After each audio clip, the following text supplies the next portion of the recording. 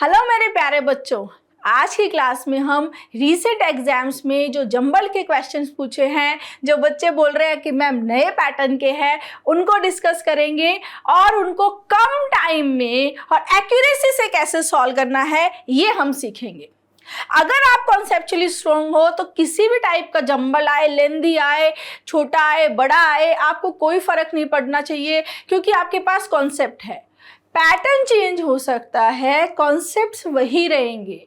और मैंने 13 घंटे की वीडियो दी हुई है जिनमें मैंने हर टाइप के सेंटेंसेस वाले, पैराग्राफ वाले, छोटे बड़े, लेंदी, हर तरह के जंबल करवाए हैं और सब में वही कॉन्सेप्ट अप्लाई भी करके दिखाए हैं। ठीक है, तो जंबल में आप 100% एक्यूरेसी ला सकते हो और बहुत जल्दी फास्ट आप जंबल को सॉल्व कर सकते हो। बस आपको कुछ चीज़ें हैं जो सीखनी है। जो आपकी कॉम्प्रिहेंशन की जंबल की बुक है, इसमें 1500 जंबल को बहुत डिटेल से सॉल्व करके दिया हुआ है, तो ये भी आप ले सकते हो। तीनों ही बेस्ट सेलिंग बुक्स है। स्टार्ट करें। अब बच्चा जो है वो इतना बड़ा जंबल देखकर घबरा गया। अरे बच्चे, अगर कॉन्सेप्ट है तो घबराना नहीं है, और जिन बच्चों के पास कॉन्सेप्ट थे वो बिल्कुल नहीं घबराए। जैसे देखो, यहाँ पर स्मार्ट बनना है, सबसे पहले ऑप्शंस देखने हैं। ABCD 4 से स्टार्ट कर रहा है, 5 सेंटेंसेस वाला जंबल है। ठीक है, अब देखो ए में बोला है टुडे सच चैलेंजेस। ए में क्या बोला है? टुडे सच चैलेंजेस, आज ऐसे चैलेंजेस। ऐसे, सच, कौन से चैलेंजेस, उसके बारे में तो कोई बात ही नहीं की है, यानी ये स्टैंड अलोन सेंटेंस नहीं है, क्योंकि कोई भी पैराग्राफ को स्टार्ट करने वाला सेंटेंस एक स्टैंड अलोन सेंटेंस होता है जो किसी नाउन को इंट्रोड्यूस कराता है, जिसके बारे में पूरे पैराग्राफ में बात होती है। एक ऐसा सेंटेंस जो अपने आप में इंडिविजुअल होता है, उसको क्या बोलते हैं? Stand alone sentence. तो ये कहीं ना कहीं कनेक्टेड है, इससे पहले कोई बात हुई है, ए से स्टार्ट नहीं कर सकते। क्लियर? फिर हम देखते हैं सी। By inhibiting the tendency for nerve cells to absorb or deactivate those chemicals. This, that, these और those डेमोन्स्ट्रेटिव प्रोनाउन होते हैं। नाउन के पहले आते हैं तो डेमोन्स्ट्रेटिव एडजेक्टिव हो जाते हैं, यानी कि पहले केमिकल्स के बारे में बात हुई है, उन्हीं केमिकल्स के लिए आगे क्या आया है? Those chemicals. Got my point? तो केमिकल्स, तो यहाँ पर पहले केमिकल्स वाला सेंटेंस लेना पड़ेगा, फिर ही दोज केमिकल्स आएंगे, तो हम सी से भी स्टार्ट नहीं कर सकते। क्लियर? अब बचा हमारे पास B. It was pioneered in the 1930s by Portuguese neurologist. It was pioneered मतलब ये पहले शुरुआत किया गया। क्या? इट किसके लिए आया है? इट प्रोनाउन कौन से नाउन के लिए यूज हुआ है? वो तो गिवन ही नहीं है अभी तक, तो बी से भी स्टार्ट नहीं होगा। अब बचता है एक ही ऑप्शन, वो है डी। चेक कर लेते हैं। Lobotomy, a controversial surgery, disconnected the professional lobe, centre of emotion and social behaviour from the brain. यहाँ पर क्या कर रहा है? ये जो ब्रेन सर्जरी है, लोबोटोमी, इसके बारे में बात कर रहा है, जो कि एक स्टैंड अलोन सेंटेंस है। समझ में आया? TOMY, टोमी का मतलब क्या होता है बच्चे? रूट वर्ड में टू कट, जैसे मैस्टेक्टमी, जो ब्रेस्ट कट कर देते हैं किसी भी रीजन से, कैंसर की रीजन से, तो TOMY आप जहां भी देखेंगे किसके लिए आता है? कट करने के लिए। लोबो यहाँ पर ब्रेन, जो ब्रेन का जो फ्रंटल लोब है उसके बारे में बोल रहा है। रूट वर्ड से वर्ड्स को याद करना बहुत आसान है, बहुत आसान है। 10,000 वर्ड्स मैंने रूट वर्ड से बनाकर दिए हैं आपकी बुक अवतार में। बच्चों, मैं बार बार बोल रही हूँ, बच्चे बोलते हैं मैम 1000 की लिस्ट मिल गई, उसमें से पढ़ लेंगे, 500 की लिस्ट इसमें से आएंगे। अरे बच्चे, 1200 रूट है, वही पढ़ लेना, 10,000 हो जाएंगे। ठीक है, कोई गारंटी नहीं है ना, अभी जो एग्जाम में जो पैटर्न चेंज हो रहा है वहां कोई गारंटी नहीं है कि उन 500 की लिस्ट में से ही आएंगे, 1000 की लिस्ट में से आएंगे। हाँ, लेकिन 10,000 अगर आप पढ़ लिए तो फिर चांसेस है कि वहीं से ही आएंगे। हाँ, अब देखो स्टार्ट किससे होगा, डी से। एक ही ऑप्शन है जो किसकी बात कर रहा है, इस सर्जरी की बात कर रहा है, जो क्या करती है, डिस्कनेक्ट करती है किसको, centre of emotion and social behaviour from the brain. अब बी में जो इट बोला है, इट वॉज पायनियर, ये पहले शुरू की गई है, किसके लिए बोला है, सर्जरी के लिए। सबसे पहले ये सर्जरी कहाँ हुई, कब हुई, किसने की, ये किसने बताया, बी ने। तो बी में जो इट प्रोनाउन आया है वो किसके लिए आया है, सर्जरी के लिए। In the 1930s, by Portuguese neurologist Antonio Egas Mortis for use with patients suffering severe mental illness। कौन से पेशेंट पे किया गया, जो पेशेंट सफर कर रहे थे क्या, severe mental illness, mental illness जो सफर कर रहे थे उनके ऊपर। ठीक है, अब ए में ये बोला गया है, तब तो की थी ये 1930s में, सर्जरी करते थे, मेंटल इलनेस कोई भी है तो सर्जरी करते थे। लेकिन आज टुडे सच चैलेंजेस, कौन से, ये वाले मेंटल इलनेस वाले, are treated with anti depressants. आज सर्जरी की जरूरत नहीं पड़ती, क्यों, क्योंकि आज क्या करते हैं, ऐसी प्रॉब्लम को एंटी डिप्रेसेंट से ट्रीट करते हैं, जो क्या करते हैं, एंटी डिप्रेसेंट क्या करते हैं, इंक्रीज करते हैं किसको, जो सेरोटोनिन और नॉन रैपिनेफ्रिन जो होते हैं, केमिकल्स होते हैं, ये न्यूरोट्रांसमीटर्स जो है, इनको इंक्रीज करते हैं। ठीक है, इनको क्या करते हैं, लेवल को इंक्रीज करते हैं। कौन इंक्रीज करता है, एंटी डिप्रेसेंट्स। क्लियर, तो इनके लेवल को जब इंक्रीज करेंगे तो फिर क्या होगा, पॉजिटिविटी आती है, डिप्रेशन कम होता है, मेंटली इंसान अच्छा फील करता है। तो यहाँ डी के बाद बी और ए। वैसे इतना सॉल्व करने की नीड ही नहीं है अगर आपने स्टैंड अलोन सेंटेंस को ढूंढ लेते हो तो, और क्योंकि स्टैंड अलोन सेंटेंस डी है और एक ही ऑप्शन में डी से शुरू किया गया है। ये पूरा मैं आपको इसलिए समझा रही हूँ ताकि आप एग्जाम में आपको अलग अलग अप्रोच लगानी है। जैसे हो सकता है 2 ऑप्शन डी से दिए हों, 3 दिए हों, तो डी के बाद में क्या आएगा, उसके बाद में क्या आएगा। क्लियर है, समझ में आया। हाँ, पर ये जो ऑप्शंस हैं ये एज इट इज आपके रिसेंट एग्जाम के ऑप्शंस हैं, मैंने नहीं सेट किए हैं भाई। ठीक है, हाँ, अब देखो ई में बोला है chemicals whose contact with nerve cells improves mood. उन जो केमिकल्स हैं उनके कांटेक्ट में जब नर्व सेल्स आती हैं तो वो क्या करते हैं, मूड को अच्छा करते हैं। अब ये जो केमिकल्स की बात ई में हुई है, इन्हीं केमिकल्स के लिए सी में क्या आया है, दोज केमिकल्स। समझ गए मैं क्या समझाना चाह रही थी, दिस दैट दीज और दोज डेमोन्स्ट्रेटिव प्रोनाउन होते हैं, दिस दैट दीज दो। दिस दैट किसके लिए आते हैं, सिंगुलर के लिए, दीज और दोज आते हैं प्लूरल के लिए। तो यहाँ पर पहले केमिकल्स की बात हो चुकी है ई में, फिर उन्हीं केमिकल की बात कहाँ हो रही है, सी में। तो उन्हीं केमिकल के लिए क्या यूज हुआ, दोज केमिकल्स। क्या यूज हुआ, दोज केमिकल्स। तो लास्ट में क्या आ जाएगा, C. The correct sequence will be D B A E C. Clear है स्टूडेंट्स। तो ये जो बड़ा साइज में दिख रहा था ये सिर्फ साइज में ही बड़ा था, कॉन्सेप्ट होते तो ये चुटकियों में हो जाता। ठीक है, हाँ, ये है आपकी अवतार जिसमें मैंने 10,000 वर्ड्स रूट वर्ड से करवाए हैं। ठीक है, और लिस्ट पढ़ने की बजाय अगर 1200 रूट भी पढ़ लोगे ना तो भी 10,000 वर्ड्स हो जाएंगे, क्योंकि एक रूट से 8 से 10 वर्ड सीखे जाते हैं, कई बार 15-20 भी है। हाँ, आगे चलते हैं। यहाँ देखो A B C D चारों से ही स्टार्ट कर रहा है, और इसमें मजे की बात यह है जब चारों से शुरू करता है तो अगर स्टैंड अलोन को हमने ढूंढ लिया तो आंसर फटाफट। कैसे, अभी बताते हैं कैसे। ये देखो, दे वर बिल्ट, दे क्या है स्टूडेंट, प्रोनाउन। किसके लिए आता है? नाउन के लिए। तो पहले हमें वो नाउन चाहिए जिसके लिए दे प्रोनाउन यूज किया जाएगा।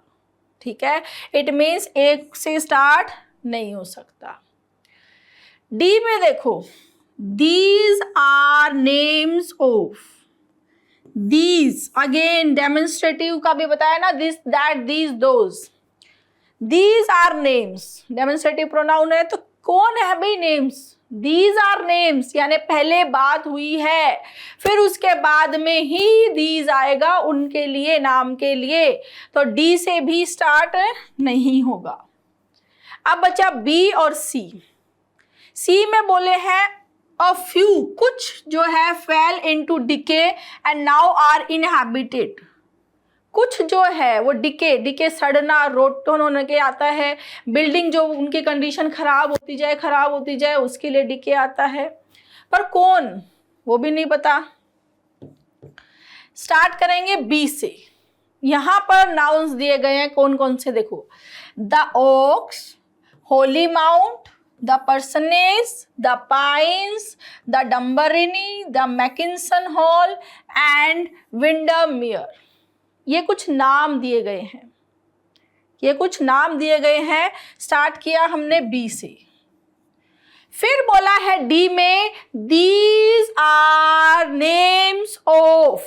अब बता रहा है ये कि ये सब क्या है, ये नेम है किसके? Some of the old houses that still stand on the outskirts of one of the larger Indian hill stations. समझ में आया? तो बी के बाद में क्या आएगा? डी। ये क्या है? ओल्ड हाउसेस के नाम हैं। समझ में आया? दीज क्यों आया, इनके लिए आया है, तो बी किससे अटैच होगा? डी से। ठीक है, अब देखो ओल्ड हाउसेस, फिर ए में बोला है दे किसके लिए आया है? ओल्ड हाउसेस के लिए। They were built over 100 years ago by British settlers who sought relief from the searing heat of the plants. अब ये बताया गया है कि वो किसने बनाए थे, कब बनाए थे उन हाउसेस को, तो डी के बाद आ गया ए। क्लियर? फिर लास्ट में बच गया सी, और कोई है ही नहीं। उसमें से कुछ तो क्या हो गए? बेकार हो गए, जर्जर हो गए, उनकी कंडीशन खराब हो गई, और कुछ जो है वो जंगली बिल्लियां, आउल्स, गोट्स जो है उनके रहने की जगह बन गई है। ठीक है, तो इस वाले जंबल में अगर आप देखेंगे तो सिर्फ स्टैंड अलोन सेंटेंस से आप इसको सॉल्व कर सकते थे, बाकी तीनों से कहीं भी ये पैराग्राफ स्टार्ट हो ही नहीं सकता। क्लियर? आगे चलते हैं। हाँ, ये बच्चे, ये बैच है मेरा, ये कॉम्प्रिहेंशन का बैच है, और ये जो प्री वाले स्टूडेंट है, फाउंडेशन के स्टूडेंट है, उनके लिए फाउंडेशन बैच है। बहुत ही अच्छी क्लासेस दी हुई हैं, कॉम्प्रिहेंशन की बहुत अच्छी प्रैक्टिस करवाई है, इसमें आपका कॉन्सेप्ट भी है, प्रैक्टिस भी है, सब कुछ है फाउंडेशन। नेक्स्ट क्वेश्चन देखते हैं। ये भी देखने में बहुत बड़ा लग रहा है, लेकिन बहुत चुटकियों में बहुत इजीली हम सॉल्व कर लेंगे। यहाँ देखो, या तो बी से स्टार्ट हो रहा है सेंटेंस या डी से स्टार्ट हो रहा है। बी को पढ़ते हैं, Germany's military position by mid 1944 had become strategically untenable, मतलब अनस्टेबल, शेकी और मल्टीपल फ्रंट्स पे जो जर्मनी की मिलिट्री पोजीशन है 1944 में क्या हो गई थी? स्ट्रैटेजिकली अनटेनेबल हो गई थी, मल्टीपल फ्रंट्स पे। डी में बोल रहा है on the eastern front The Red Army stood ready to drive German forces back through Poland. अब इन दोनों सेंटेंसेस को पढ़ने से साफ साफ क्लियर पता चल रहा है कि स्टैंड अलोन सेंटेंस कौन सा है? बी है, क्योंकि D on the eastern front, तो पहले फ्रंट्स की बात बी में की है कि मल्टीपल फ्रंट्स पे वो अनस्टेबल हुई थी। कौन? जर्मनी की मिलिट्री पोजीशन, तो डी से स्टार्ट नहीं होगा। ठीक है, फिर डी के बाद अब देखेंगे, सॉरी बी से, डी से स्टार्ट नहीं होगा, स्टार्ट किससे हो जाएगा? बी से। अब आगे चलते हैं। ए में बोला है allied forces in the west. आप मैप में देखोगे वेस्ट के अंदर यूके जो यूएस है, अलाइड फोर्सेस बोलते हैं उनको। इन द वेस्ट, वेस्ट में वेस्ट, ईस्ट, ठीक है, north south, had made significant progress advancing through southern Italy and capturing Rome. फिर उन बता रहा है कि अलाइड फोर्सेस जो वेस्ट में थी उन्होंने सिग्निफिकेंट प्रोग्रेस की एडवांसिंग थ्रू सदर्न इटली और उन्होंने रोम को कैप्चर कर लिया। फिर बोल रहा है कॉन्करेंटली, कॉन्करेंटली मतलब सेम टाइम पे, कॉन मतलब टुगेदर, करंट माने बहना, टू रन मतलब सेम टाइम पे, द एलाइज। अब यहाँ पर जो द एलाइज है वो किसके लिए आया है? अलाइड फोर्सेस जो ए में इंट्रोड्यूस करवाया गया उसी के लिए सी में क्या आया है? The allies. सो यहाँ से हमें क्या हिंट मिला कि ए किससे अटैच है? सी से। ए किससे अटैच है? सी से। ए सी से यहाँ पर भी अटैच नहीं है और ए सी से यहाँ भी अटैच नहीं है। AC नियॉन लिंक बन रहा है और वो एक ही ऑप्शन में है और वो ऑप्शन क्या है? A है। ठीक है, Allies had completed preparation for a large scale liberation of northern Europe, amassing troops and material।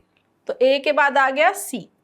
फिर ये वेस्ट की बात हो गई, ठीक है, फिर नॉर्दर्न यहाँ यूरोप की बात हो गई। अब बोल रहा है ऑन द ईस्टर्न फ्रंट मतलब रशिया की तरफ, ईस्ट जो रशिया की तरफ है, the Red Army stood ready to drive German forces back through Poland. वहां पर भी रेड आर्मी किसके लिए तैयार थी? रेडी किसके लिए?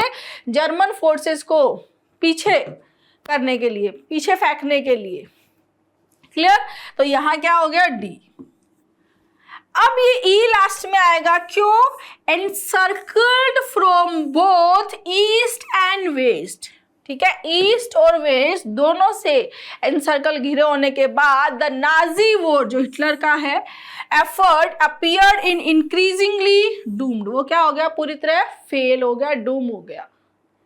समझ में आया? तो यहाँ से हमने देखा सबसे पहले कि जर्मनीज मिलिट्री पोजीशन, ये स्टैंड अलोन सेंटेंस था। अलाइड फोर्सेस की बात ए में हुई है, फिर दोबारा अलाइज की बात सी में हुई है, AC नियॉन लिंक बना, फिर बात आया डी की और लास्ट में ई जो है वो लास्ट में आएगा क्योंकि ईस्टर्न फ्रंट की बात पहले होगी, बाद में ही तो वो बोलेगा ना both east and west. Got my point? Next, ये भी 6 वाला है, यहाँ S1 और S6 गिवन है। घबराना नहीं है, साइज को देख के बड़ा है कैसे करेंगे, कॉन्सेप्चुअली स्ट्रॉन्ग बनना है, ऑप्शंस को देखते चलना है, लिंक्स को फाइंड करते चलना है। ठीक है, ये देखो, in the task completion study Hohenstein found that the humans took credit for positive outcomes।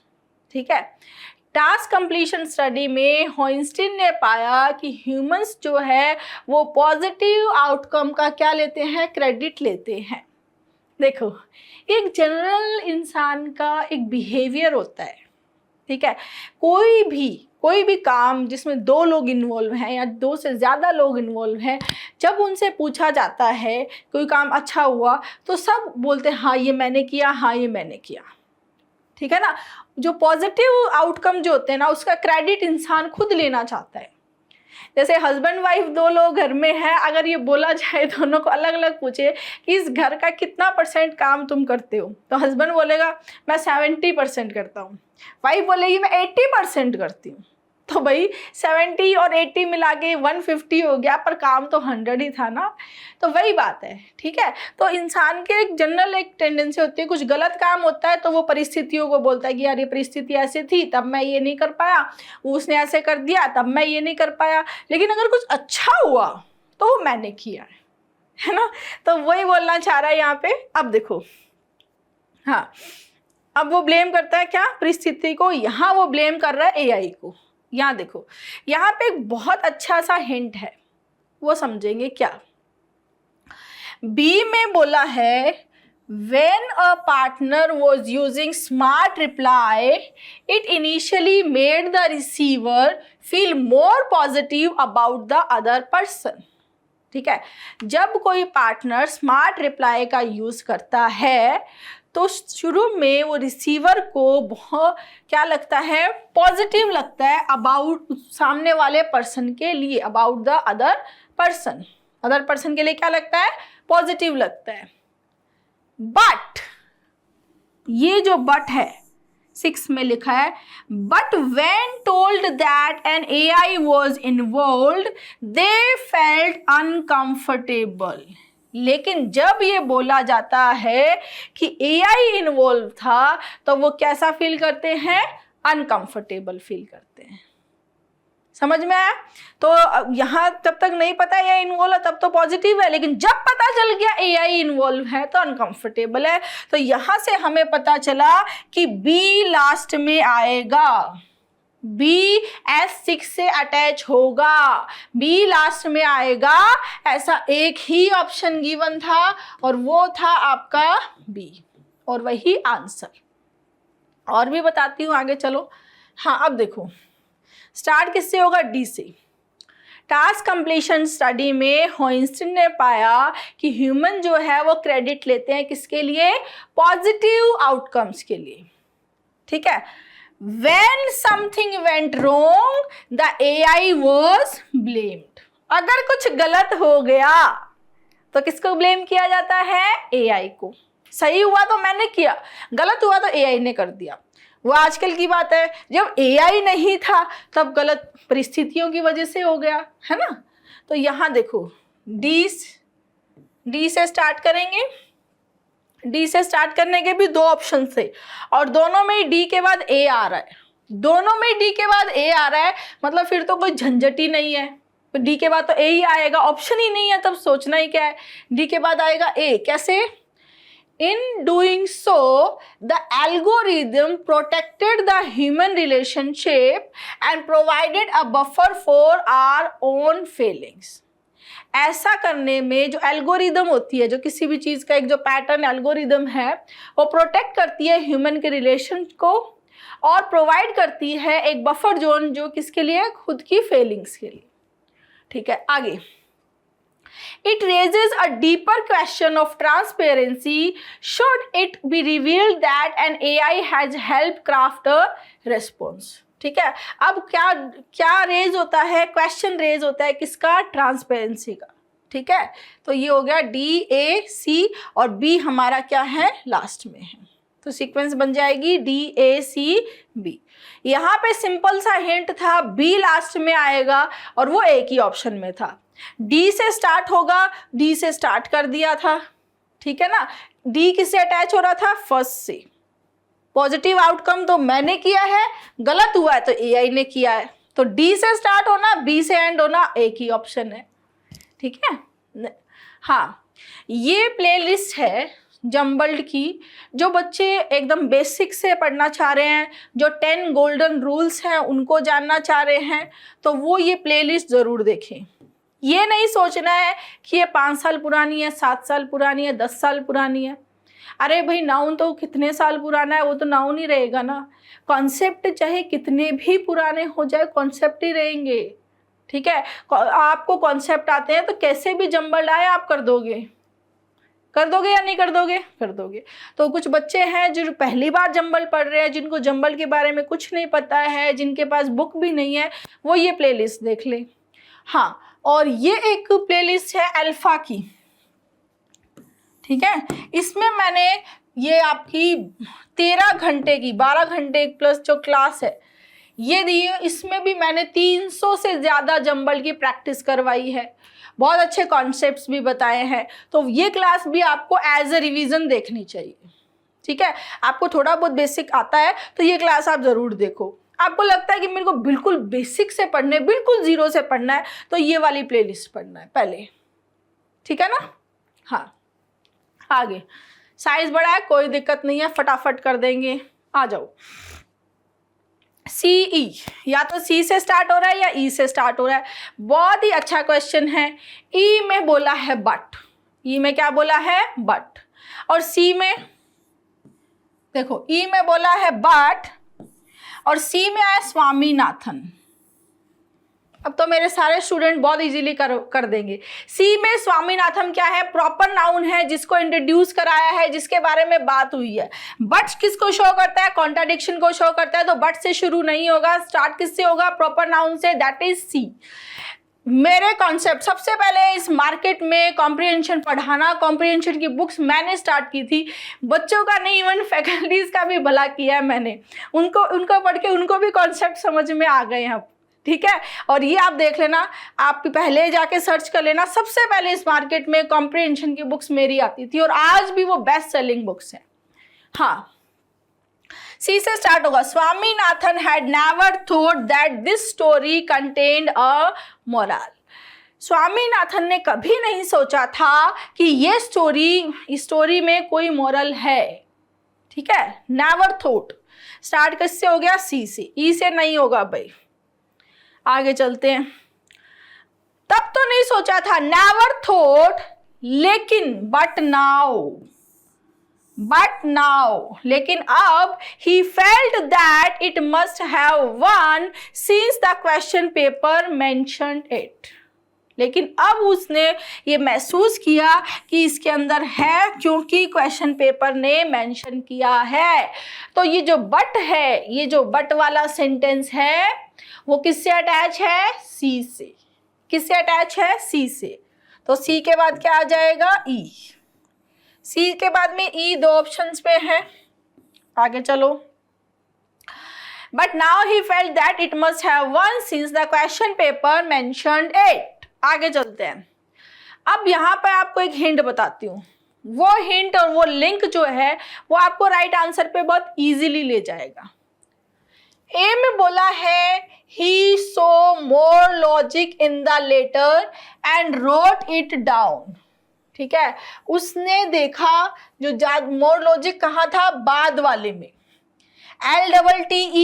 LATTER किसके लिए आता है? बाद वाला। दो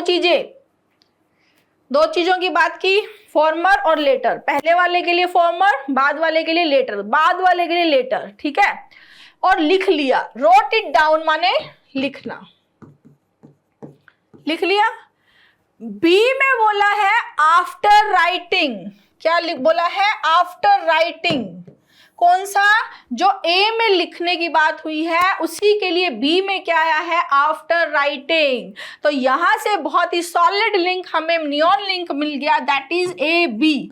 ए बी क्या बन गया है? नियॉन लिंक बन गया है। ए बी क्या बन गया है? नियॉन लिंक बन गया। ए बी यहां नहीं है, एक ही ऑप्शन है। समझ में आया? देखो, सी के बाद ई आ गया, फिर बीच में आया डी। लिखने वो कौन से लेटर वाला कौन सा था? ये डी में दिया है। He took a minute to decide whether the moral was. Moral क्या था? We must never accept a gold bangle when it is offered by a tiger.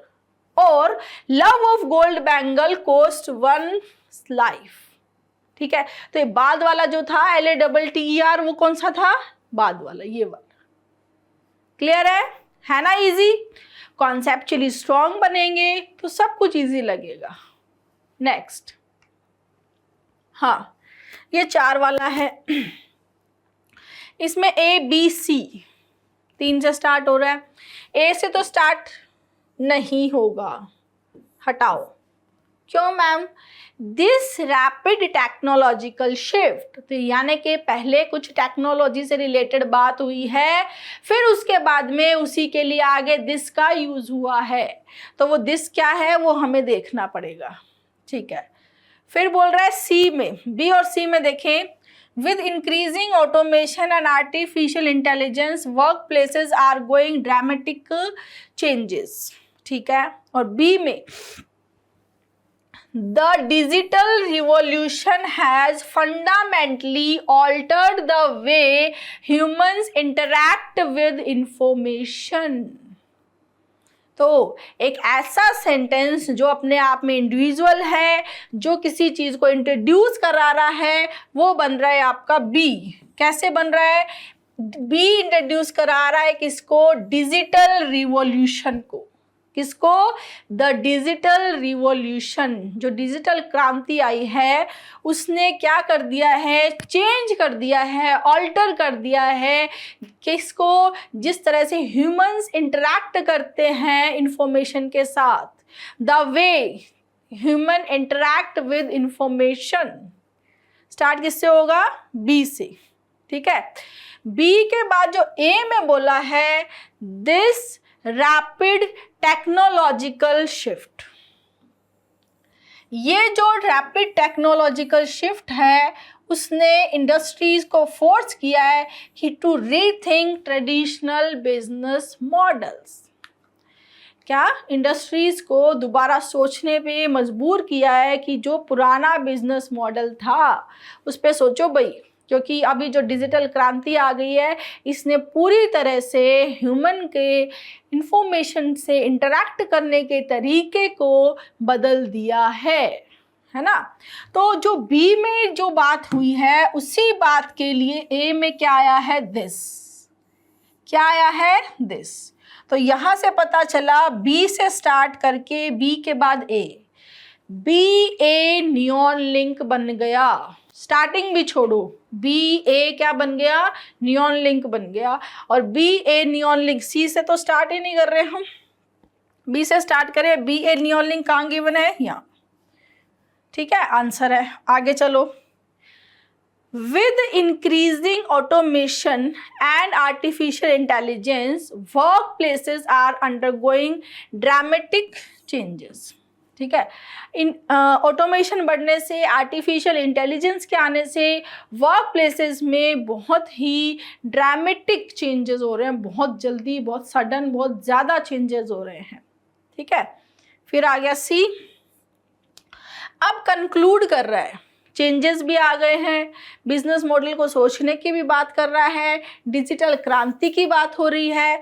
अब करना क्या है, करना ये है, डी जो है वो लास्ट में आएगा। Adaptability has become a crucial skill for professional navigating an ever-evolving job market. अब क्या करना चाहिए, डिजिटल क्रांति है, सब कुछ है, चेंज हो रहा है, एआई आ रहा है, ऑटोमेशन हो गया है, क्या करना है, अनुकूल होना है, अडेप्ट करना है। अडेप्टेबिलिटी, अब जो भी आ गया है, जो चीज़ चल रही है, जिसका ज़माना है, जो बढ़ रही है, उसको क्या करना है, अडेप्ट करना है। Adaptability has become a crucial skill. Adaptability क्या बन गई है, एक इम्पॉर्टेंट, एक क्रूशियल स्किल बन गई है, किन के लिए, प्रोफेशनल्स के लिए। क्लियर। तो कंक्लूड किस पे कर देंगे, डी पे। Then the correct sequence will be B, A, C, D. Clear? Next. हाँ, A, B, C तीनों से स्टार्ट कर रहा है। A से नहीं होगा, क्यों नहीं होगा मेरे बच्चे, प्रोनाउन है, उसका नाउन देखना पड़ेगा। ठीक है, A को हटा दो। फिर आगे देखो, C में बोला है दिस अवतार। क्या बोला है, दिस अवतार।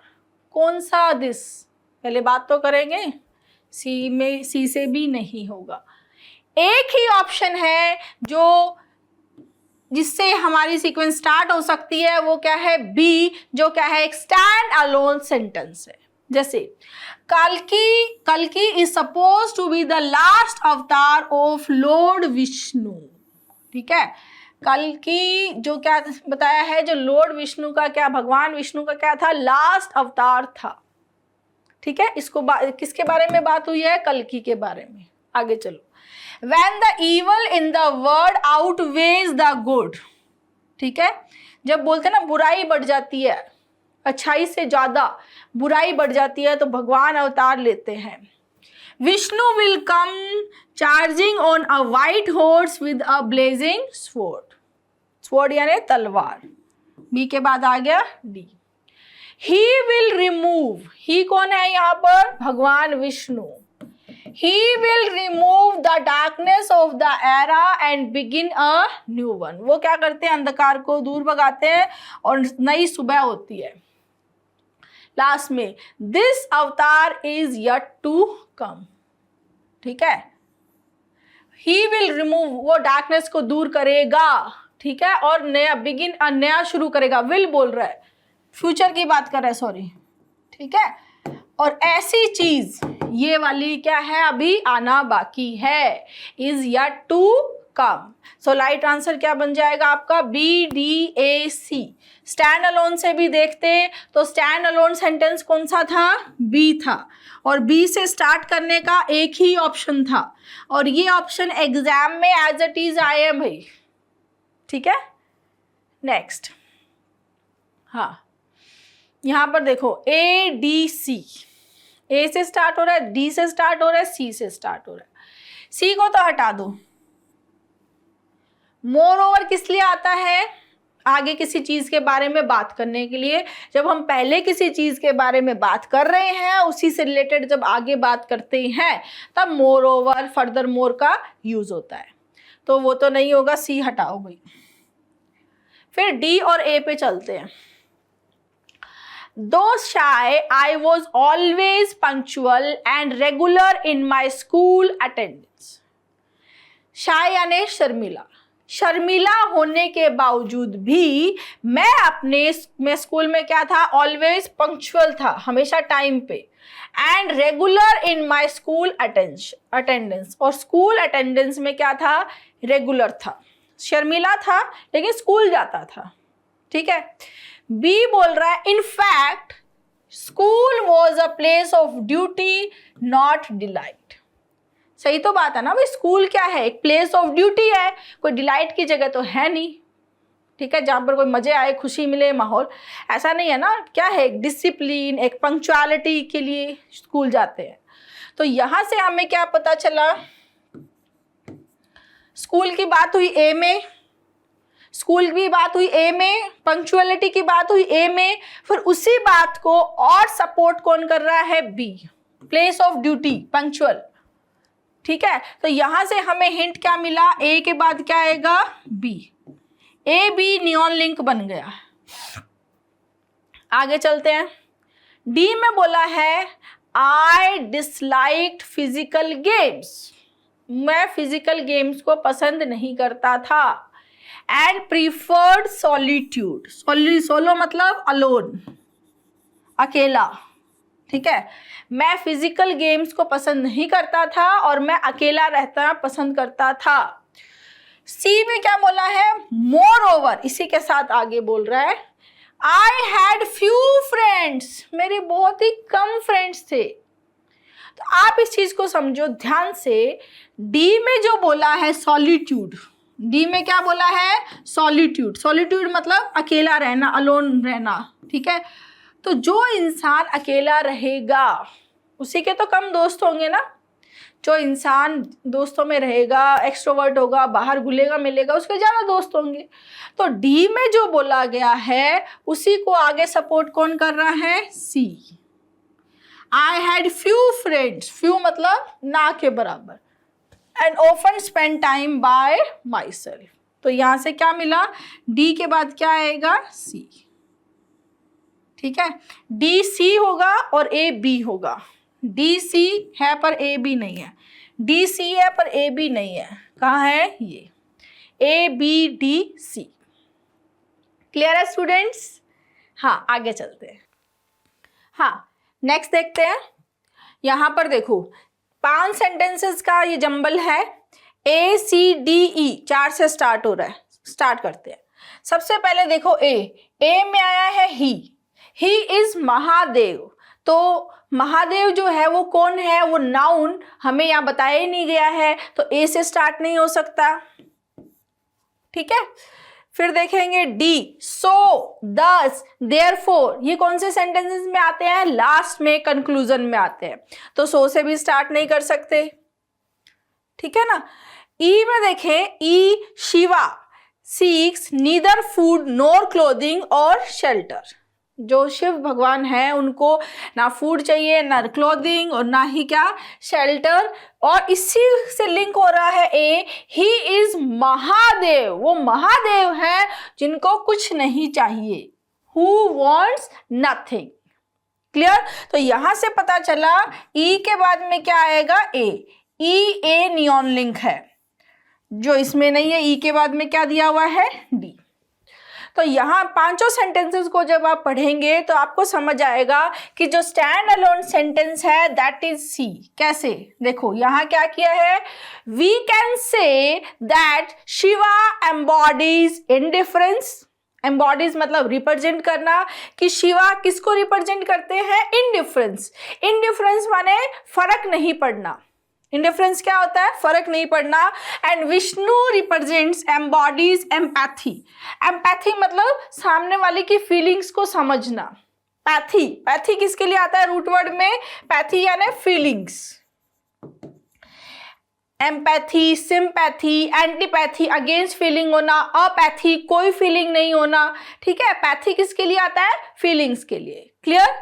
तो हम ये बोल सकते हैं कि शिवा रिप्रेजेंट करते हैं इंडिफरेंस को और विष्णु रिप्रेजेंट करते हैं एम्पैथी को। अब इसी सेंटेंस में जो लिखा है इसके लिए बी में बोला गया है both these concepts are difficult to express in art. दोनों ही कॉन्सेप्ट को आर्ट में एक्सप्रेस करना बहुत ही मुश्किल है। तो यहां से क्या पता चला हमें, सी किससे अटैच है, बी से। ये बी कैसे पता चला, बोथ की बात हो रही है, बोथ। जिन दो की बात हमने सी में की है उन दोनों के लिए ही बी में क्या आया है, बोथ आया है। Got my point. तो इस तरह से जब आप हिंट्स फाइंड करेंगे, लिंक्स को ढूंढेंगे, तो 100% एक्यूरेसी आपकी जंबल में आएगी और टाइम भी बच जाएगा। क्लियर। तो सी के बाद आया बी और यहां पर आगे पढ़ते हैं। So Shiva is shown relax atop a mountain of snow, a cold place without plants or water। ऐसी जगह में माउंटेन के ऊपर जहाँ ना पानी है और ना ही प्लांट्स है। शिवा को कुछ नहीं चाहिए, ना फूड, ना क्लोथिंग, ना शेल्टर। वो महादेव है who wants nothing। ठीक है, तो यहां से क्या पता चला, डी किससे अटैच हो गया, डी पहले आया फिर ई और ए। यहां हमने देखा ई ए, अगर ई हिंट भी अगर पकड़ में आ जाता कि ई के बाद ए आएगा तो भी वो एक ही ऑप्शन में गिवन था। अगर आपको सी और बी लिंक समझ में आता, सी में जो बात हुई है उन दोनों के लिए बी में बोथ आया है, अगर ये नियॉन लिंक भी आप पकड़ लेते तो भी एक ही ऑप्शन था। ये ऑप्शंस मैंने सेट नहीं किए हैं, एग्जाम में एज इट इज आए हैं, आप चेक कर सकते हैं। तो हमें स्मार्ट बनना है और स्मार्टनेस से आंसर करना है, क्योंकि टाइम बहुत कम है, एक्यूरेसी भी चाहिए और स्पीड भी चाहिए। ठीक है, तो ये जो मेथड्स हैं, जो चीजें मैं आपको बता रही हूं, इन अप्रोच से आपका टाइम भी बचेगा और एक्यूरेसी भी आएगी।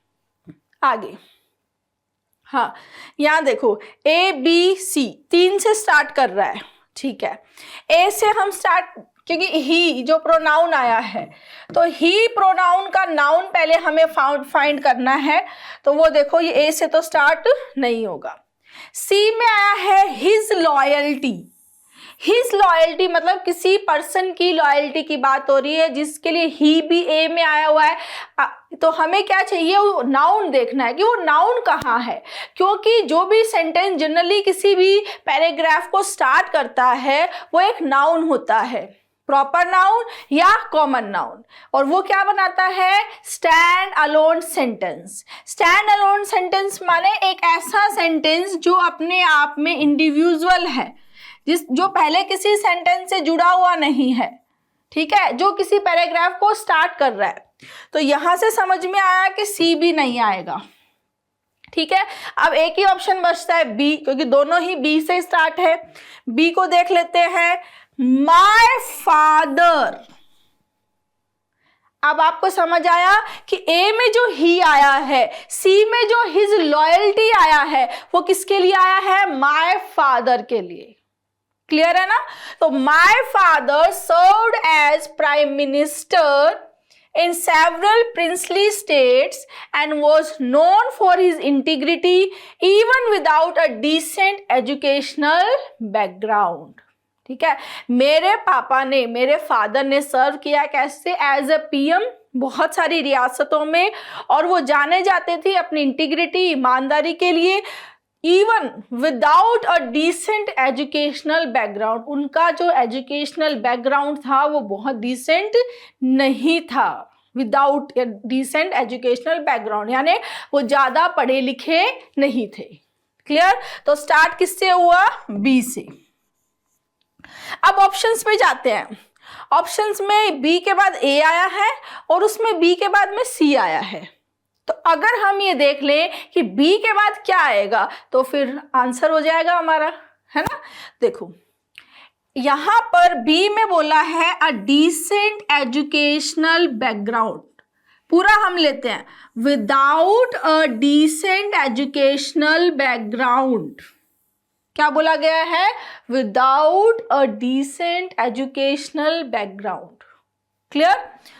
अब ए में बोला है he had no formal education beyond the 5th Gujarati standard. तो देखो बी में जो हिंट दिया कि उनका डिसेंट एजुकेशनल बैकग्राउंड नहीं था, उसी को आगे बता रहा है कि उनका एजुकेशनल बैकग्राउंड क्या था, उनकी 5th क्लास गुजराती स्टैंडर्ड के बाद में उनकी एजुकेशन नहीं थी। तो यहां से हमें हिंट मिलता है कि बी के बाद में क्या आएगा? ए आएगा। Clear? Yet his practical wisdom helped him manage complex affairs which impressed his chief। मतलब वो पढ़े लिखे नहीं थे, 5वीं तक उन्होंने पढ़ाई की थी, फिर भी जो उनकी जो विजडम थी ना, वो कॉम्प्लेक्स अफेयर्स को मैनेज करने की वो चीफ्स को क्या करती थी? इम्प्रेस करती थी। ठीक है? तो बी में एजुकेशनल बैकग्राउंड के बारे में बोला और फिर उसके बारे में किस में बोला? ए में बोला। तो यहां से हमें पता चला बी के बाद ए आएगा और वो एक ही ऑप्शन में है और वही आपका आंसर है।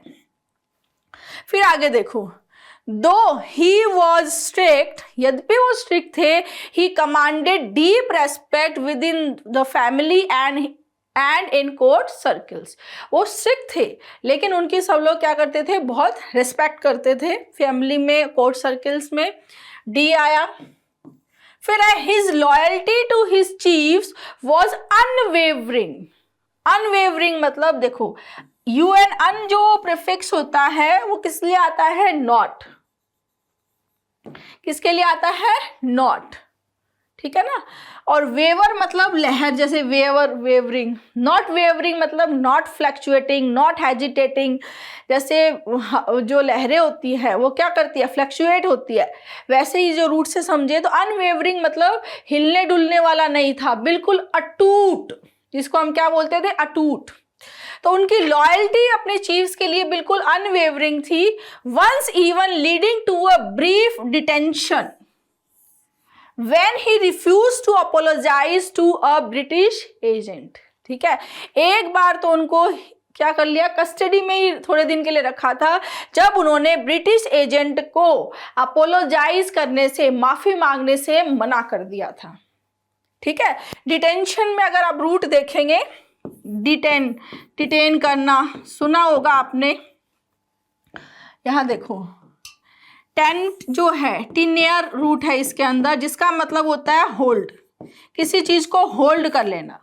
डी मतलब down, away, back. Down, back, away मतलब किसी को होल्ड कर लेना, होल्डिंग बैक। ठीक है? होल्डिंग डाउन मतलब किसी को होल्ड करके रख लेना, कस्टडी में रख लेना, क्या होता है? डिटेंशन। क्लियर? रूट वर्ड में देखोगे तो टेन्योर जो रूट है वो किसके लिए आता है? होल्ड के लिए आता है। क्लियर है ना बच्चे? तो यहां पे आंसर क्या हो गया आपका? बी, ए, डी, सी। नेक्स्ट हाँ, अब देखो यहां पर स्टार्ट हो रहा है ए, बी, सी, डी। तो ये वाले तो सबसे इजी होते हैं। क्यों होते हैं? जब चारों ही ऑप्शन से स्टार्ट कर रहा होता है तो जब हमें ये पता चल जाए कि स्टार्ट कहां से होगा तो वही आंसर है ना? अब देखो बट वन फीचर, तो कौन सा फीचर और किसका फीचर? ये तो अभी तक कुछ डिस्कस ही नहीं हुआ, तो सी से स्टार्ट नहीं करेंगे। ठीक है? फिर आगे देखो, इसमें डी में बोला है every year new ideas are woven into the session and old ones cast away. हर साल इसमें नए आइडियाज को इंट्रोड्यूस होता है, नए आइडियाज को जोड़ा जाता है, वूवन इनटू करा जाता है और पुराने आइडियाज को, पुरानों को हटा दिया जाता है। ठीक है? सी में बोला but one feature of the course remains unchanged. लेकिन एक फीचर जो है इस कोर्स का जो अभी भी चेंज नहीं हुआ है, जो अनचेंज बना हुआ है। ठीक है, डी में बोला कि हर साल पुराने जो चीजें वो हटा देते हैं, कुछ नई चीजें इंट्रोड्यूस करते हैं, लेकिन डी में जो बोला गया है उसी को कॉन्ट्रास्ट कौन कर रहा है? सी। डी में जो बोला गया उसका कॉन्ट्रास्ट कहाँ हो रहा है? सी में। तो यहां से हमें पता चला डी सी नियॉन लिंक है। अभी हमें ये नहीं पता कि स्टार्ट कहां से करना है। डी सी नियॉन लिंक है, ये हमें पता चल गया है, और वो आपका डी ऑप्शन में नहीं है, दो ऑप्शन में है। ठीक है, बी में देखो, the course I gave in the 125th street YMCA before world war first has been change almost beyond recognition. B यहाँ पर स्टैंड अलोन सेंटेंस है। क्यों? क्योंकि ये इंट्रोड्यूस करवा रहा है किसी कोर्स के बारे में, और वो कहाँ पर? वर्ल्ड वॉर फर्स्ट से पहले जो उसने आई गेव जो किया, ठीक है, और उसके बारे में बोल रहा है कि वो जो है वो चेंज हो गया है, मतलब ऑलमोस्ट पूरा ही क्या हो गया है? चेंज हो गया है। ठीक है, तो यहाँ बी क्या बन गया है? Stand alone sentence. स्टार्ट कहाँ से होगा? बी से। बी से स्टार्ट करने का एक ही ऑप्शन है। फिर और बताती हूँ, इसमें एक और अच्छी हिंट है। डी में बोला था कि पुराने आइडियाज को हटाया, नए आइडियाज को इंट्रोड्यूस करते हैं। सी में बोला गया एक फीचर है जो चेंज नहीं हुआ, वो बना हुआ है। वो कौन सा फीचर है? वो गिवन है ए में। क्या? Every member of every class must get up once and in the majority of cases twice and give a talk before his fellow members. समझ में आया कि हर जो प्रत्येक क्लास का प्रत्येक मेंबर एक बार या मेजॉरिटी ऑफ केसेस दो बार भी हो सकता है, और क्या करता? अपने फेलो मेंबर्स के सामने बोलता, एक गिव अ टॉक, कोई भाषण देता। क्लियर? तो यहां से पता चला कि जो फीचर सी में बोला गया था कि एक फीचर जो है वो अनचेंज बना हुआ है, वो फीचर कौन सा है? ए में है। तो यहां से हिंट मिली डी सी, और सी के बाद क्या आएगा? ए। तो डी सी ए, एक भी ऑप्शन में डी सी ए नहीं दिया हुआ है, और कोर्स को इंट्रोड्यूस करवाया गया है बी में। डी सी ए हिंट है, लिंक है, तो आंसर क्या हो जाएगा? बी डी सी ए। क्लियर है स्टूडेंट्स? ये बहुत अच्छे कॉन्सेप्ट्स मैं आपको बता रही हूं, इनसे हटकर कुछ एग्जाम में नहीं आएगा। क्वेश्चन जो है वो चेंज हो सकते हैं, लेंदी हो सकते हैं, शॉर्ट हो सकते हैं, पैटर्न थोड़ा बहुत आगे पीछे हो सकता है, लेकिन कॉन्सेप्ट्स वही रहेंगे। आपको कॉन्सेप्चुअली स्ट्रांग बनना है, तो आपको कोई भी नहीं हरा सकता है, और कुछ कोई भी नहीं डरा सकता है। आगे यहाँ देखो, यहाँ भी सेम बी ए और डी। ठीक है, सी से स्टार्ट नहीं कर रहा, कोई दिक्कत नहीं है। फ्रॉम दैट मोमेंट, कौन सा मोमेंट नहीं बताया है, तो ए को भूल जाओ। As a result, the subject as a result, finally, eventually, at the last, ये कहाँ आते हैं? बाद में आते हैं, तो इनको भी भूल जाओ, बी से भी नहीं होगा। डी में आया है at first, at first, in the beginning, ठीक है, once there was, ये क्या होते हैं? जनरली किसी भी पैराग्राफ को स्टार्ट करते हैं कि सबसे पहले ये हुआ भाई, फिर ये हुआ, देन ऐसा हुआ, देन वैसा हुआ। तो एट फर्स्ट से हमें यहाँ पर हिंट मिली कि पैराग्राफ स्टार्ट करना है किससे? डी से। अब डी से स्टार्ट करने के भी दो ऑप्शंस हैं, एक में डी के बाद सी है और एक में डी के बाद में ए है। चेक कर लेते हैं। देखो, ये बोल रहा है शुरुआत में आई स्ट्रगल्ड विद ज्योमेट्री, शुरुआत में मैंने ज्योमेट्री के साथ में क्या किया? स्ट्रगल किया, and found it quite abstract, और इसे बहुत ही एब्स्ट्रैक्ट पाया, मतलब मुझे ज्योमेट्री समझ में स्टार्टिंग में नहीं आई। ठीक है, फिर क्या किया मैंने? ठीक है, फिर ए तो ऐसा बोल रहा है फ्रॉम दैट मोमेंट, पहले तो बोल रहा है मैंने ज्योमेट्री से स्ट्रगल किया और ज्योमेट्री मुझे थोड़ा समझ से बाहर थी। I realise mathematics could be simple and beautiful. अभी तो बोल रहा है कि ज्योमेट्री मुझे एब्स्ट्रैक्ट लगी और फिर ए में बोल रहा है कि बहुत सिंपल भी लग गई।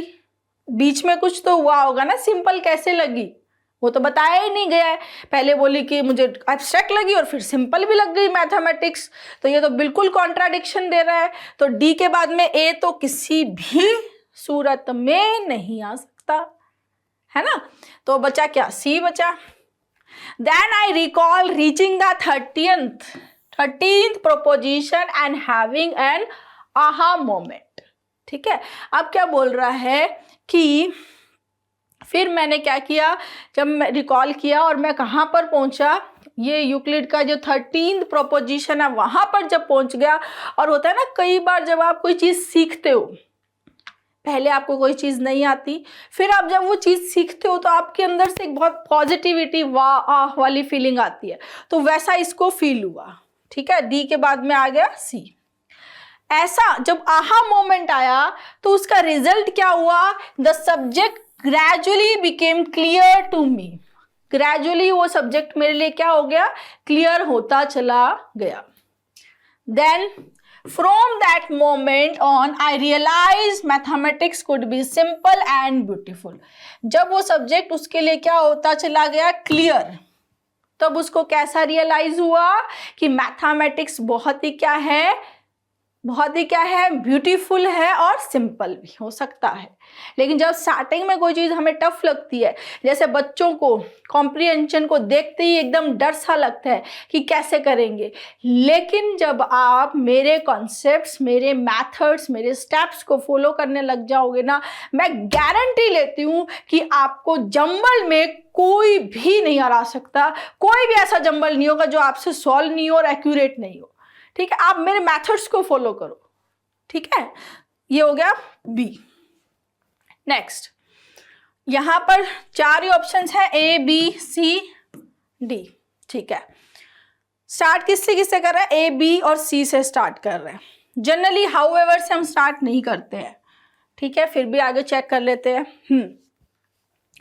ए में बोला है automation and robotics are transforming industrial production. Automation और रोबोटिक्स क्या कर रहे हैं, ट्रांसफॉर्म कर रहे हैं, पूरी तरह से बदल रहे हैं, ट्रांसफॉर्म कर रहे हैं इंडस्ट्रियल प्रोडक्शन को।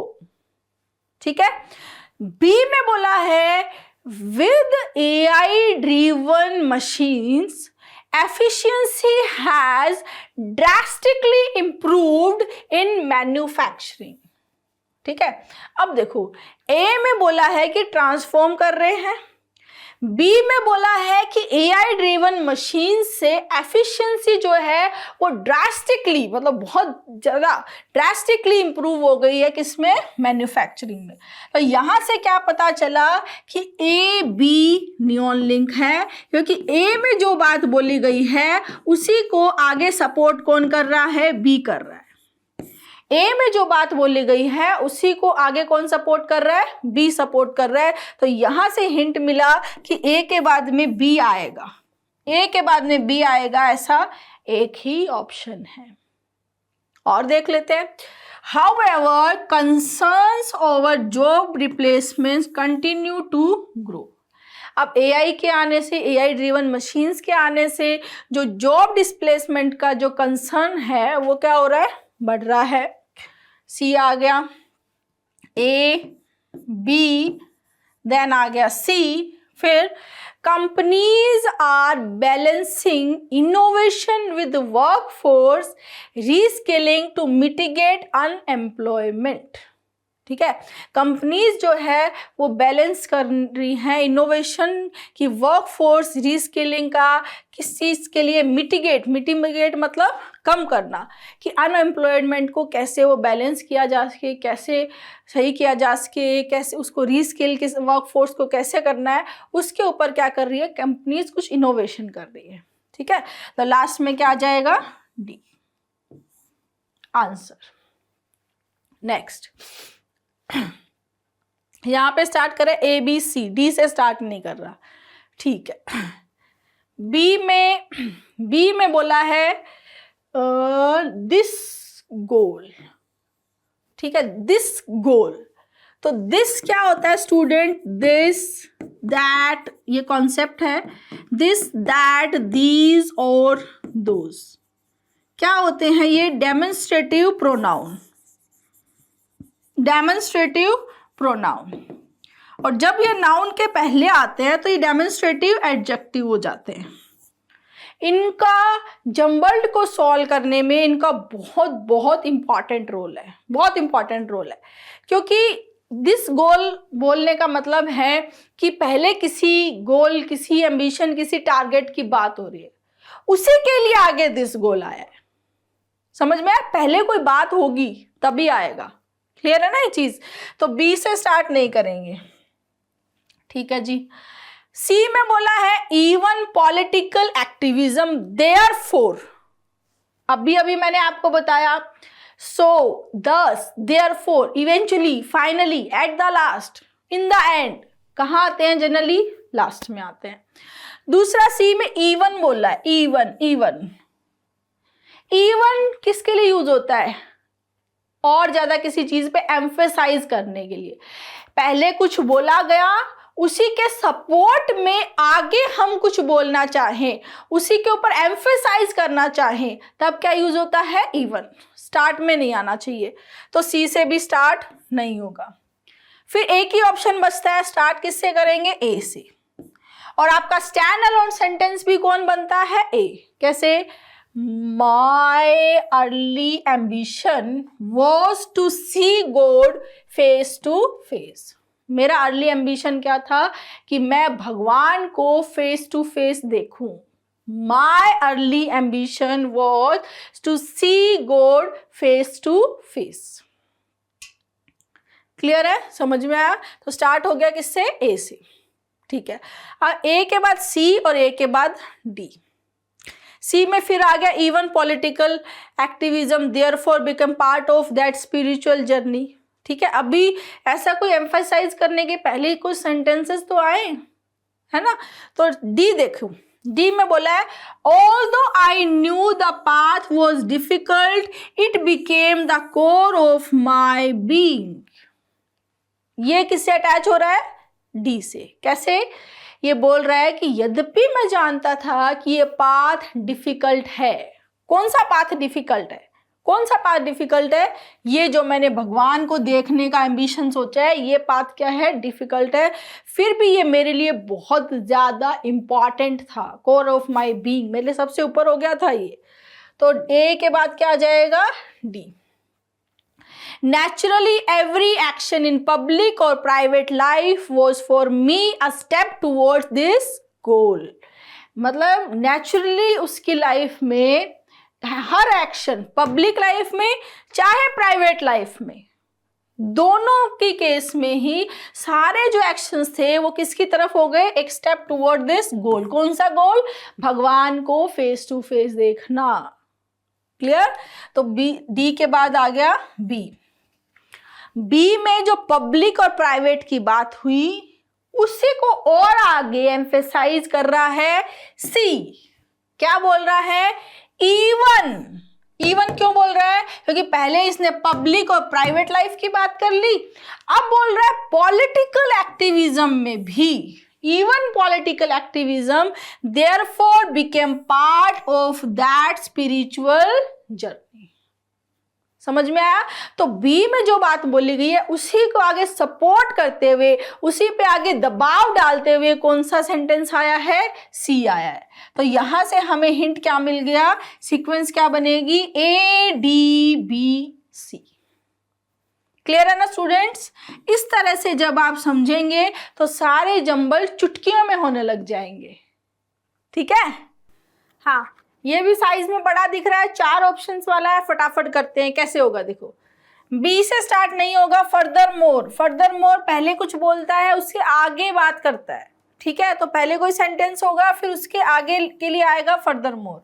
और ही यूज हुआ है, ही क्या है? प्रोनाउन है। तो पहले नाउन वाला सेंटेंस देखते हैं, ठीक है। फिर आगे चलते हैं इसमें ए और सी। सी और ए में देखते हैं। ए में बोला है गांधी, यहाँ पर गांधी को इंट्रोड्यूस कराया गया है, ठीक है। स्टैंड अलोन सेंटेंस देखना हमें, Gandhi was firmly convinced, Gandhi ji firmly strongly convince थे that the doctrine, principle, belief of non violence, ahimsa का जो डॉक्ट्राइन है, प्रिंसिपल है, वो रिप्रेजेंट करता है not passive submission but the loftiest manifestation of moral courage, कि भाई अहिंसा के रास्ते पे चलना ऐसा कोई नहीं है कि कोई इंसान कुछ कर नहीं सकता, डरपोक है इसलिए चल रहा है, नहीं। अहिंसा जो है वो एक हाई, मतलब जिसको लॉफ्टियस, मतलब जिसको मोरल है, जिसको प्रेज मिले, जिसको प्रशंसा मिले, मोरल करेज का मैनिफेस्ट है, उसका एग्जाम्पल है, वो दर्शाता है, ठीक है। तो यहाँ से हमें स्टार्ट करना है ए से, क्योंकि देखो सी में अगर हम देखते हैं तो सी में टू गांधी, तो जनरली टू गांधी, गांधी के लिए, तो इससे पहले हमें एक ऐसा सेंटेंस चाहिए जो गांधी के बारे में, उसके जो प्रिंसिपल है उनके बारे में हमें बताए, जो यहाँ पर बोला गया है, ठीक है। फिर और आगे देखते हैं इसमें, furthermore he regarded it as a transcendent principle, transcendent principle किसके लिए आया, इस डॉक्ट्राइन के लिए। डॉक्ट्राइन का सिनोनिम हो गया प्रिंसिपल, प्रिंसिपल का सिनोनिम हो गया बिलीफ, है ना।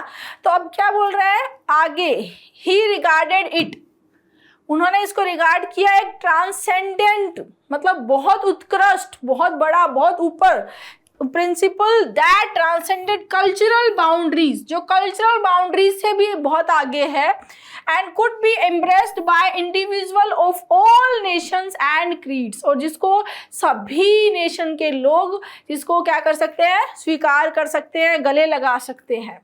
क्लियर। तो यहाँ से हिंट क्या मिला, ए के बाद आएगा बी, ए के बाद में बी यहाँ भी नहीं है, ए के बाद में बी यहाँ भी नहीं है। आगे, as a natural corollary of this belief, ये जो डी में दिस बिलीफ आया है, ये कौन सा बिलीफ है, ये वाला। He meticulously integrated the ethos of non-violence into both the realms of political activism and his personal conduct. ठीक है, कोरोलरी मतलब एक नेचुरल रिजल्ट क्या हुआ इसका, कि उसने मेटिकुलसली इसको इंटीग्रेट किया, किसको, नॉन वायलेंस यानी अहिंसा के इथोस को, किसमें, बोथ रियल्स, दोनों रियल में, कहाँ कहाँ, पॉलिटिकल एक्टिविज्म में भी और पर्सनल कंडक्ट में भी। तो फिर क्या आ गया, डी। लास्ट में ये कंक्लूड कर रहा है सी, कंक्लूजन कहाँ आता है, लास्ट में। To Gandhi the renunciation of violence, यानी कि वायलेंस, हिंसा को त्यागना, was not indicative of frailty, frailty मतलब कमजोरी, weakness, but rather a profound reservoir of inner fortitude and self-discipline. अब ये सारी लाइन को लास्ट में कंक्लूड कर रहा है क्या, कि गांधी जी के लिए जो अहिंसा थी वो कोई कमजोरी का प्रतीक नहीं था, वो उनके लिए बल्कि और ज़्यादा फोर्टिट्यूड मतलब साहस, ठीक है, स्ट्रेंथ का और डिसिप्लिन को रिप्रेजेंट करता है। कौन, अहिंसा, उसका एक इनर स्टेट, इनर अंदर की जो हमारी फोर्टिट्यूड है, ठीक है। एक होता है बाहर से बहादुरी दिखा के लड़ना, हिंसा करना, खून खराबा करना, दूसरा होता है कि इंसान अंदर से मजबूत होकर अपने विचारों को स्ट्रॉन्ग रख के लड़ता है बिना हिंसा किए, ठीक है। तो ये कंक्लूजन हो गया। तो लास्ट में क्या आ गया, सी। नेक्स्ट, हाँ यहाँ पर देखो A C D E 4 से स्टार्ट कर रहे हैं, फटाफट करेंगे।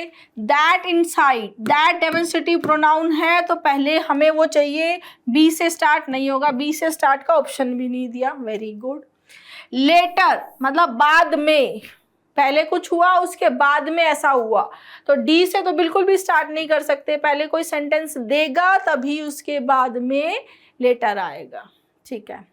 फिर आता है ए और सी, हाँ ई में बोला है इट कंटेन्स 118 एलिमेंट्स, इसमें 118 एलिमेंट थे, किसमें वो बताया ही नहीं है, छोड़ो ये भी नहीं होगा। ए और सी पे चलेंगे, तो यहाँ पर हमें स्टैंड अलोन सेंटेंस को फाइंड करना है। देखो स्टैंड अलोन की बात करें,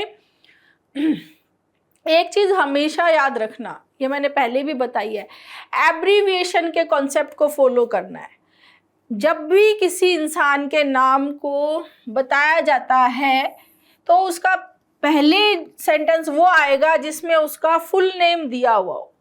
क्या दिया हुआ हो? फुल नेम दिया हुआ हो। फिर आगे उसका शॉर्ट नेम यूज कर सकते हैं, कोई दिक्कत नहीं है।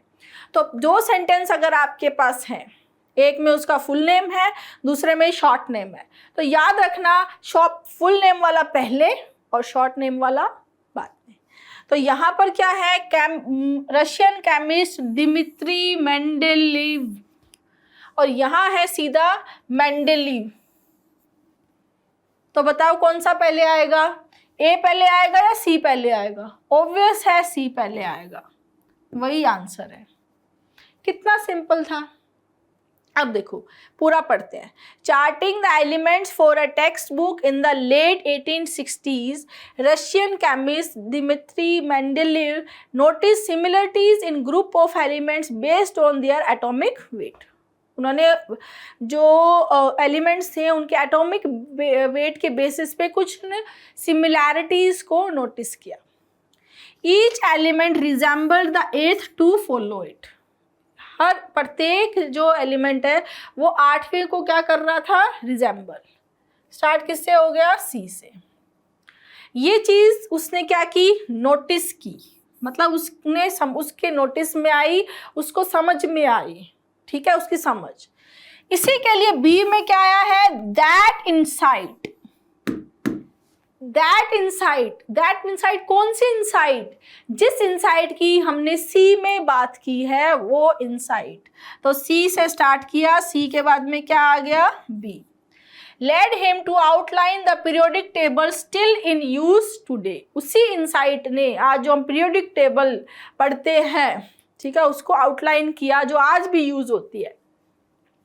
फिर बोल रहा है by erring elements in rows and columns placing like substances in vertical groups, Mendeleev accurately predicted that other elements would eventually be discovered। ठीक है, अब उसने क्या किया? रोज और कॉलम्स में एरिंग मतलब उसको अरेंज किया, सब्सटेंसेस को वर्टिकली ग्रुप में अरेंज किया, रोज में, कॉलम्स में, एक्यूरेटली प्रिडिक्ट किया अदर एलिमेंट्स को, जो भी बाद में इवेंचुअली क्या कर लिया गया, उनको भी खोज लिया गया। तो सी, बी और फिर क्या आ गया? ए। ठीक है, फिर बाद में later the chart was recognized to reflect the proton count in atoms nucleus and elements atomic number, ये हो गया डी। और फिर बाद में आ गया इट कंटेन्स, ठीक है, जो कितने एलिमेंट्स थे उसमें? 118, as many as 90 of which occur naturally. Last simple. तो हिंट मिल सिंपल अगर आप देखते हैं तो स्टैंड अलोन सेंटेंस सिर्फ क्या था? सी था, और सी से स्टार्ट करने का एक ही ऑप्शन गिवन था, और सी के बाद बी आएगा, ये दैट इनसाइट से हमें मिल चुका था। तो सी से स्टार्ट करना था, सी के बाद बी आना था, ऐसा एक ही ऑप्शन था। इसी तरह से आपको एग्जाम में अप्रोच करना है। ऐसा नहीं है पहले पूरा पढ़ लिया, फिर हिंदी ट्रांसलेट कर लिया, फिर बी सी डी ई जचा लिया, फिर देखा ऑप्शन में नहीं है, छोड़ो दोबारा जचाने बैठता हूँ, ऐसा मत करना। ऑप्शंस को माइंड में रख के ही जंबल को सॉल्व करना है, ये चीज गांठ बांध लेना। क्लियर? हाँ, next, sympathetic magic, the notion that like affects like is the form of magical thinking। यहाँ पे स्टार्ट कर रहा है ए बी सी डी से, ठीक है। सबसे पहले हमें स्टैंड अलोन सेंटेंस को फाइंड करना है। डी से स्टार्ट नहीं होगा। It is the belief that invisible energies connect. तो इससे पहले इंट्रोड्यूस तो करवाएंगे ना, किस बारे में बात हो रही है, छोड़ दो। फिर बोल रहा है knocking on wood to ensure, ये वाला किसी चीज का एग्जाम्पल है। जैसे हम बोलते हैं ना टच वुड करना, नॉकिंग वुड मतलब कोई चीज हमारे मुंह से निकल ली कि यार ये मेरे साथ बहुत अच्छा हुआ, फिर बोले यार नजर लग जाएगी, जल्दी से टच वुड कर लो, है ना। तो वो एक एग्जाम्पल है, तो एग्जाम्पल से शुरू नहीं करेंगे, सी से। ए और बी में देखो, Magical thinking underlies the practices of many forms of religion including animism and shamanism.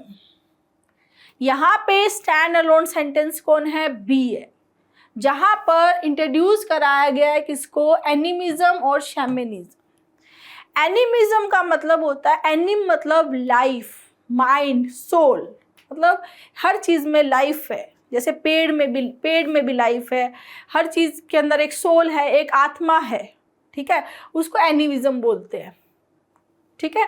शैमनिज्म is somehow related to, हम ऐसे बोल सकते हैं कि जो आत्माएं हैं जो मर चुके हैं उनसे बात करना, उनसे रिलेटेड कोई चीज़ होना, तांत्रिक वाली जो चीज़ें होती है उस टाइप से। अब देखो आगे इसको चलते हैं। It is the belief that invisible energies connect living and non-living thing। ठीक है, ये कौन सा बिलीव है? एनिमिज्म और शैमनिज्म को जो बताया गया उसके आगे बोल रहा है कि ये बिलीफ है कि कुछ इनविजिबल सी एनर्जी होती है जो कनेक्ट करती है लिविंग और नॉन लिविंग थिंग्स को। किसको? लिविंग और नॉन लिविंग थिंग्स, ठीक है।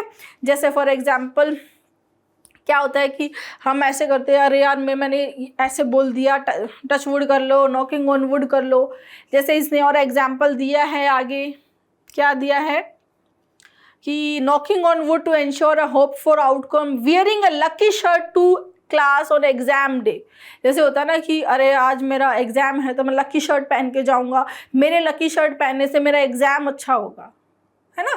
तो मतलब ये कुछ ऐसे हमारे माइंड में बन जाती हैं, कुछ लोग मानते हैं, जबकि उस शर्ट का उसके एग्ज़ाम डेट से, उस आउटकम से कोई रिलेशन ही नहीं है, लेकिन एक बिलीफ हो गया है ये, समझ गए। That these modern day rituals reflect the same belief that small local actions influence distant uncontrollable events। ठीक है, ये जो इस तरह की रिचुअल है वो सेम वही बिलीव देती है कि जो हमारे छोटे छोटे एक्शंस हैं वो इन्फ्लुएंस करते हैं जो अनकंट्रोलेबल इवेंट्स हैं, जो इवेंट्स पे किसी का कंट्रोल ही नहीं है, उनको वो हमारे जो एक्शंस हैं वो इन्फ्लुएंस कर सकते हैं, ऐसा बोलना चाह रहा है पैसेज। फिर देखो इसमें एक बहुत ही अच्छा लिंक है, अगर आपने वो लिंक आपको मिल जाता तो आप सीधा आंसर कर सकते थे। हो सकता है आपको लगे कि मैम ए और बी में मैं स्टैंड अलोन को नहीं समझ पा रहा हूँ, कोई दिक्कत नहीं है। इसमें देखो एक और बताती हूँ। ए में बोला है सिंपैथेटिक मैजिक, है ना, the notion that like affects like is a form of magical thinking। Sentence बोल रहा है कि सिंपैथेटिक मैजिक जो एक बिलीफ है कि लाइक को अफेक्ट करता है, ये क्या है? एक मैजिकल थिंकिंग है। इसका एग्जाम्पल दिया है एफ में। Sticking a needle into a वुडू doll for example is a way of invoking sympathetic magic। समझ में आया? तो ए में जो सिंपैथेटिक मैजिक की बात हुई है, जो समझाया है, उसका एग्जाम्पल कहाँ दिया है? एफ में। इससे पता चलता है कि ए और एफ क्या है? नियॉन लिंक है। ए और एफ अगर आप चारों ऑप्शंस में भी देख लेते हैं ना, चारों में भी अगर आपको और कुछ भी हिंट नहीं है तो ए और एफ जो है वो एक ही ऑप्शन में पॉसिबल है, ये वाला बी। इसके अलावा कहीं भी ए के साथ में एफ अटैच नहीं है। लाइक को अफेक्ट करता है। जैसे वुडू डॉल के अंदर सुई चुभोना, आपने सुना होगा कि जैसे इस डॉल के अंदर सुई चुभो दिया, इसको मार दिया तो जो किसी इंसान है कि वो मर जाएगा, इसको ऐसे करेंगे तो उसके साथ ऐसा हो जाएगा। ये चीज़ें आपने देखी होगी, सुनी भी होगी। तो वही चीज़ है, लाइक को अफेक्ट करता है। एक नीडल को वुडू डॉल के अंदर इस तरह से चुभाने का, ये क्या एग्जाम्पल है? सिंपैथेटिक मैजिक का। क्लियर? तो ए के बाद में क्या आएगा? एफ। ए के बाद में क्या आ जाएगा? एफ। और लास्ट में बच गया E. Hunters who eat the hearts of their bravest prey and gamblers who expect the win after a streak of losses are also believing in magical influences. Simple. तो यहाँ पर दो चीज़ें थी, एक तो सबसे पहला स्टैंड अलोन सेंटेंस फाइंड करना था जो बी था, ठीक है, जिसमें एनिमिज्म और शैमनिज्म को बताया, मैजिकल थिंकिंग के बारे में बात की। ए जो है वो एफ से अटैच था, ए में सिंपैथेटिक मैजिक की बात हुई और फिर सिंपैथेटिक मैजिक का एग्जाम्पल कहाँ लिया गया, एफ में लिया गया। तो ए एफ न्यूरॉन लिंक बना और बी से स्टार्ट करना था जो स्टैंड अलोन है। दोनों में से एक भी चीज़ करते तो एक ही आंसर था, वो आपका बी। घबराना नहीं है, पैनिक नहीं होना है, आगे एग्जाम आ रहा है और इन एग्जाम्स के लिए आपको ये क्लासेस देखना मस्ट है। Thank you.